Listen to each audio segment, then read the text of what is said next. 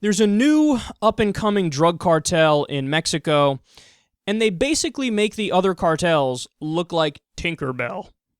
So AFP is reporting on this, that the Jalisco, or actually, that's not how you pronounce it. That was super white of me.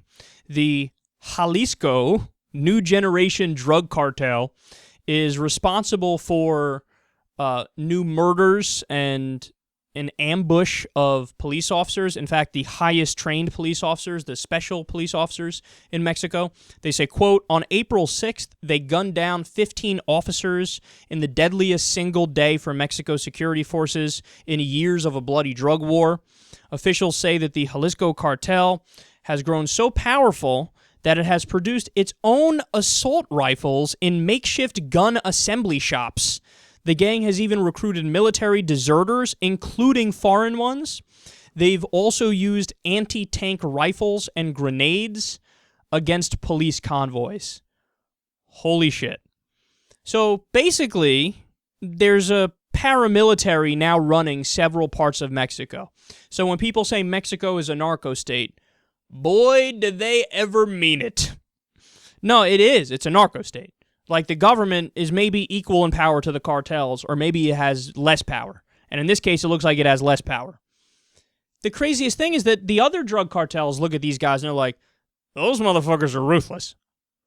When you're getting other Mexican drug cartels who have a history of violence and insanity to say, now those motherfuckers are out there.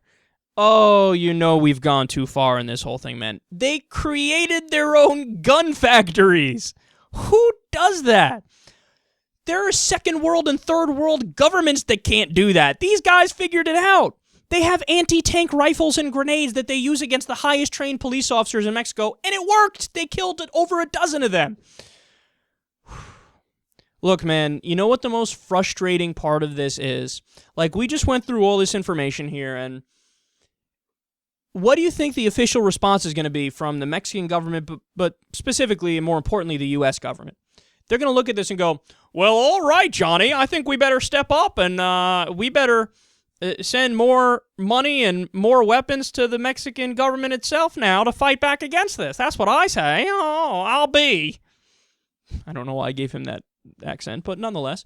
When, of course, that response isn't going to work. What? Oh, just try to outgun them more and outman them more now and turn Mexico into a giant civil war between the drug cartels and everybody else. No, that's going to make the problem worse. You know how you fix it? You put the drug cartels out of business. You do something that directly affects them that they can't control. How are they going to control it if you undercut their prices?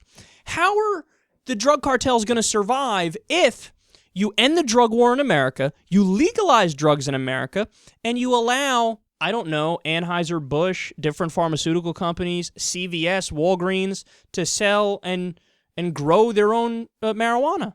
What's going to happen?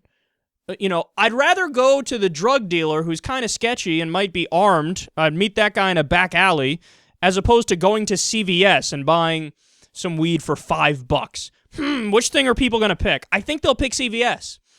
And I think that if you legalize drugs in America and you allow the growing of drugs in America and you tax it and regulate it, within like a year's time span or 2 years' time span, we will have a blossoming, blooming, incredibly profitable business here in America, and all of the product will be made here and sold here, so nobody has to buy from these insane, crazy, backwards drug cartels that are killing people and assaulting police officers, and they have anti-tank weapons. That's the way you beat them. You beat them by putting them out of business. We try the other way. It doesn't work. In fact, it makes them stronger.